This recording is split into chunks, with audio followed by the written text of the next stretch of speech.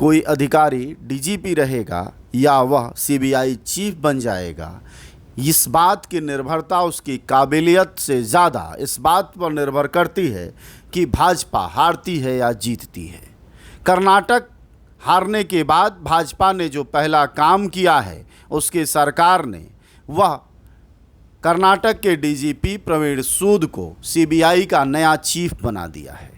अब सवाल ये है कि कर्नाटक भाजपा के हारने के बाद से ऐसा क्या रिश्ता है कि डीजीपी प्रवीण सूद को नया भारत का सीबीआई चीफ बना दिया गया, जबकि उनकी नौकरी का सिर्फ 1 साल बचा था। 1 साल मोदी सरकार ने एक्सटेंशन दिया है। जी हाँ, सबसे पहले आप यह जानें कि सीबीआई चीफ कोई बनता कैसे है। सीबीआई चीफ बनने के लिए 3 लोग एक कमेटी में शामिल होते हैं, जिसमें कि प्रधानमंत्री, मुख्य न्यायाधीश सुप्रीम कोर्ट और विपक्ष के मुख्य नेता, यानी अधीर रंजन चौधरी कांग्रेस से, जो विपक्ष के नेता हैं लोकसभा में, और प्रधानमंत्री मोदी और उसके साथ DY चंद्रचूड़ जो भारत के मुख्य न्यायाधीश हैं। इन तीनों की उपस्थिति में प्रवीण सूद को सीबीआई चीफ बनाया गया। अब सवाल ये है कि क्या अधीर रंजन चौधरी भी इस नाम से सहमत थे? तो जी नहीं। अधीर रंजन चौधरी जो कि विपक्ष के नेता हैं, उन्होंने साफ तौर पर कहा कि प्रवीण सूद को सीबीआई चीफ नहीं बनाया जाना चाहिए। वो सीबीआई चीफ बनने के जो क्रम है उसमें भी वह नहीं आते हैं। और सबसे महत्वपूर्ण यह कि भाजपा की सरकार ने उन्हें आखिरी समय में फाइनल किया है। प्रवीण सूद का रिश्ता भाजपा से क्या है, इसको समझने के लिए डी शिव कुमार की उन टिप्पणियों को जरूर देखा जाना चाहिए, जिसमें डी शिव कुमार, जो कि इस समय कांग्रेस कर्नाटक के मुखिया हैं, उन्होंने 2 टूक डीजीपी प्रवीण सूद को नालायक कहा था।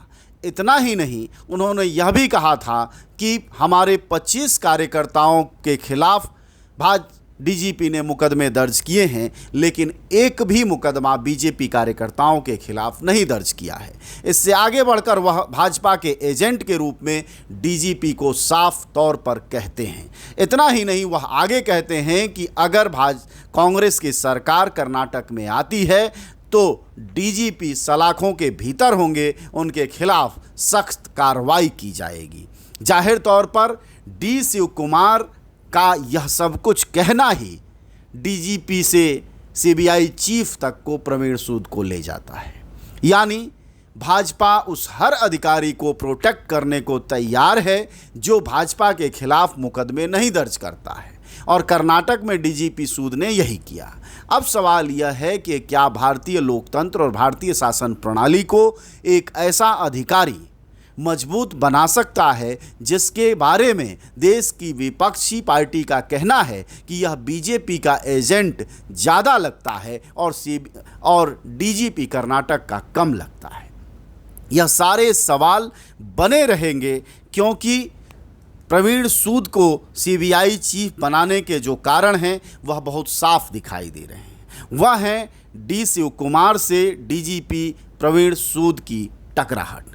यह टकराहट इस हद तक की रही है कि कर्नाटक की सरकार बन गई है और जाहिर तौर पर डी शिव कुमार बड़े नेताओं में से एक हैं, प्रदेश की सरकार में भी ताकतवर रूप में शामिल रहेंगे।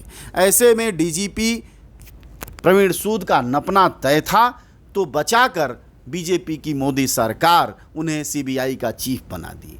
और चूंकि डी शिव कुमार के खिलाफ ऑलरेडी पहले से ही ईडी और सीबीआई के मामले चल रहे हैं, मनी लॉन्ड्रिंग के केसेस चल रहे हैं, ऐसे में बीजेपी इस ताक में बैठी थी कि जैसे ही वहाँ मुख्यमंत्री के तौर पर डी शिव कुमार शपथ लेंगे वैसे ही सीबीआई की नोटिस वहाँ जाने लगेगी। खैर, इस बात को कांग्रेस समझ चुकी है, लेकिन यह पार्टियों के बीच का मामला है कि वह किसको अपना मुख्यमंत्री बनाती है।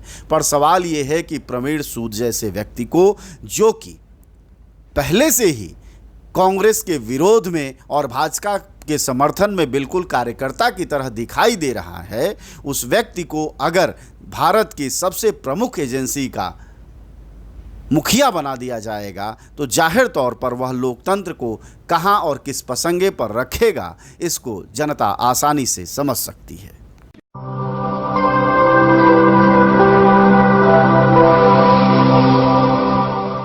जनज्वार, जनता की मीडिया।